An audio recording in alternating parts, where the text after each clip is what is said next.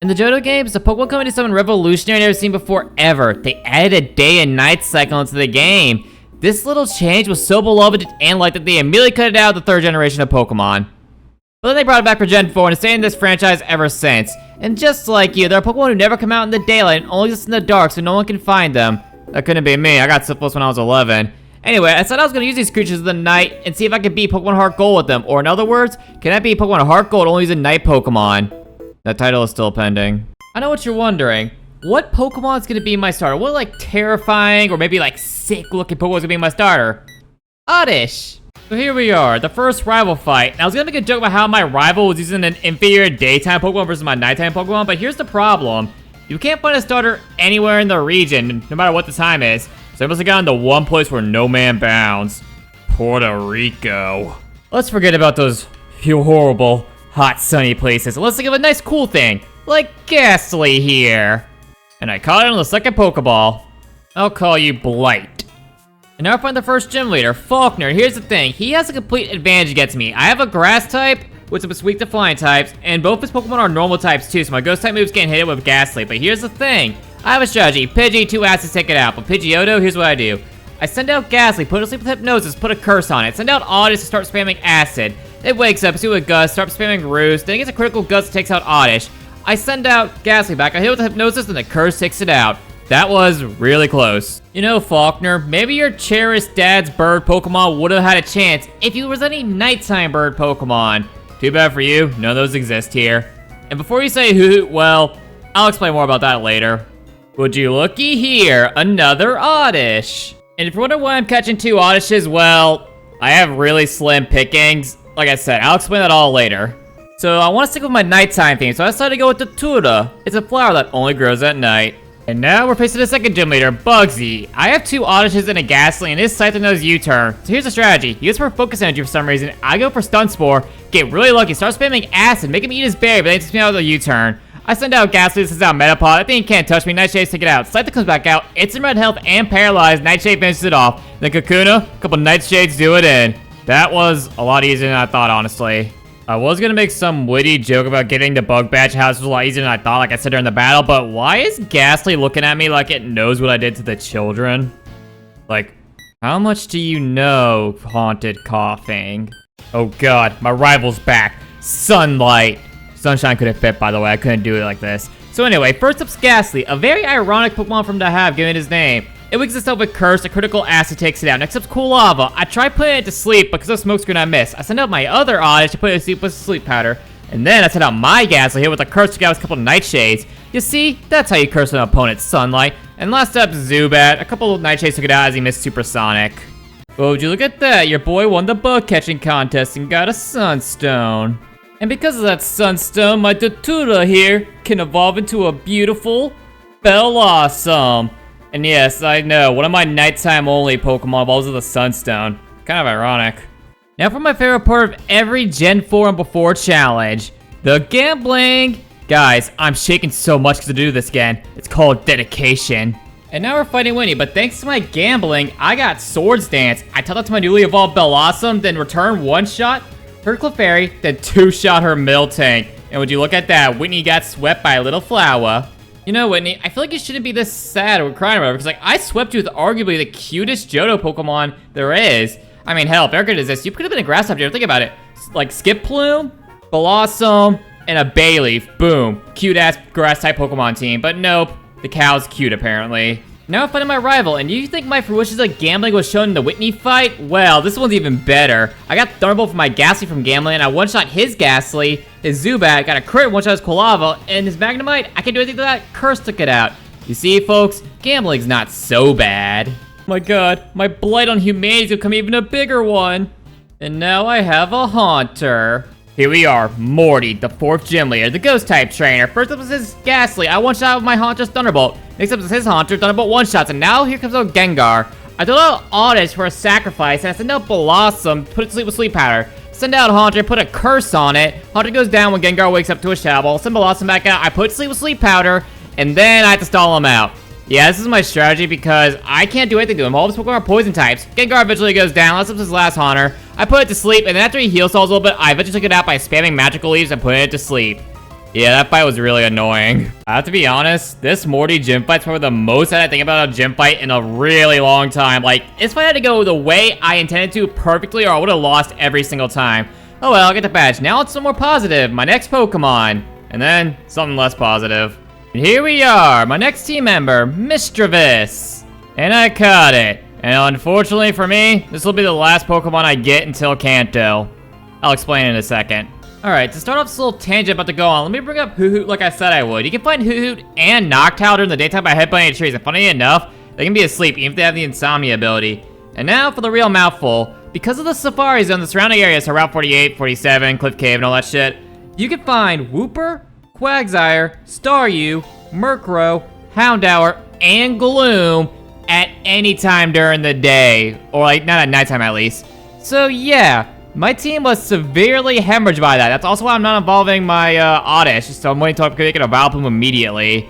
So, yeah, because this area just exists in this game, I can't use a lot of Pokemon I really wanted to. Maybe in the future I'll do this in Gold or Silver, because this area doesn't exist in those games, and see how different the team will be. But, yep, like I said, Mischievous is going to be my last Pokemon till Kanto. Take this gun and shoot me in the head. Okay, bro. Guys, I discovered something horrid when I went on those screenshots that last tangent I did showing the encounters. I found Mischievous can be found 10% during the daytime in the Safari Zone. Which means you're not eligible for this challenge. I had to release you. And it sucks because I used a Shadow Ball TM on you because you learned later than Haunter. Oh well. And now I'm stuck with these three till Kanto. Oh my god. Well, let's ignore that actual sadness I feel. Just how to use Mischievous and fight Chuck now. And his fight was way easier than Morty because, like Whitney, Blossom set up and swept his entire team. His Primary Shot double team didn't work, and then his Poliwrath put me to sleep, but I woke up and took it out with a return. Well, that made me feel better. Nothing like an easy gym leader to cheer up my sadness. Actually, I'm still kind of bummed about it. I really like Mischievous. Oh well, let's go kick Team Rocket's ass. That'll make me feel better. You know, I feel like I say this a lot, but I think I actually might start doing it in my Heartgold challenges. I might start skipping all of Petrol's fights because he's really not that challenging. It's really reason I don't show Proton because it's all one shot. And same thing with his team right here. I don't know. Let's go take on Ariana. And nope, the Ariana battle was just as easy. Granted, there was Lance here, but he only took out the Drowsy, which I took out, and the Gloom. And I let him take out the Gloom because my Shadow Ball can say about that Drowsy. Little shit. Alright, let's go fight Price. Maybe he'll provide a challenge. And Price is another victim to the Blossom Swords Dance Return sweep. I can't wait till I can move or learn Leaf Blade on this thing. It'll be even more gruesome. It's actually ironic too, because Price is an Ice-type gym leader. Yep. Well, it's not gonna work against Jasmine. She's a Steel-type gym leader. She's gonna be a huge bitch. So I was incorrect. Blossom did Swords Dance sweep through Jasmine because for some odd reason, Blossom can learn Drain Punch. So yeah, who would have thought the MVP of my team, of a team about like Pokemon going in the dark, these scary creatures, is a cute little hula dancer. Wow, that gym fight was surprisingly easy. I thought that was gonna be the hardest because before I learned Blossom can learn Drain Punch, she resisted or downright was immune to all of my attack moves on my Pokemon. I'm not kidding. Steel type was really overpowered in Gen 4. So yeah, now let's go take on Silver and Team Rocket. That ought to be fun. But first, Blaze reaching its final form. You know, I know reason why I say hit level 37 because it evolved, but my headcanon is it got jealous of all the praise I was given to Blossom, so I decided to become a Gengar. And the newly evolved Gengar completely swept my rival Sunlight, and Jesus Christ, he hit 2 Focus Blasts. That's the most impressive thing you're probably going to see in this challenge. Ooh-wee. Now let's take down Team Rocket. And now I'm fighting Ariana, and just like Sunlight, she got completely slept by my Gengar. What will be the saying here? Like mother, like son, I guess? I don't know, this gives credit to the theory. Now let's take on the big bad boss, Executive, whatever Proton is, or Petrol, or fuck, what was his name? Archer, that's your name. You know what, that's the name I was saying, but no one loves you, hell, no one even likes you, wants to be your acquaintance. You know why I'm saying that? He's taunting me by using a Houndour and Houndoom, knowing I can't use that, even though, if it wasn't for the fucking Safari Zone, I could. You know what, Gengar, hit both your Focus Blasts. Thank you. Finally, my other Oddish can evolve. Look at this dapper.